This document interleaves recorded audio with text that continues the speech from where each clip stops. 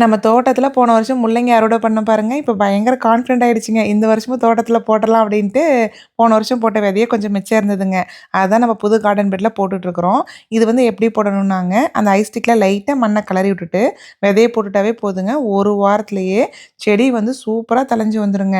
முள்ளங்கி வந்து ஈஸியா க்ரோ பண்ணலாம் அப்படிங்கிறது, போன வருஷம் நம்ம தோட்டத்தில போட்டதுக்கு அப்புறம் தான் தெரிஞ்சுக்கிட்டேன். ஒரு முள்ளங்கியும் பார்த்தீங்கன்னா, உள்ளங்கைக்கு மேலேங்க அவ்ளோ நீள நீளமா சூப்பரா வந்திருந்ததுங்க. இது வந்து வெள்ள முள்ளங்கி தான். முள்ளங்கி வந்து பார்த்தீங்கன்னா, ஹோம் டிப்போ, லோஸ் 2லயுமே கிடைக்குதுங்க. அதுவும் வந்து இந்த வெள்ள முள்ளங்கி வந்து பார்த்தீங்கன்னா, பெருசா கிடைக்கிறதில்ல.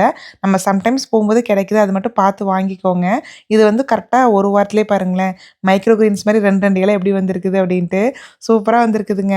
அதுவும் நமக்கு வேற நடுவுல ஃப்ரீஸ் வார்னிங் வேற வந்ததுங்களா, அதிலேயே வந்து செடி தாக்கு பிடிச்சுங்க. சூப்பரா வந்துருச்சு.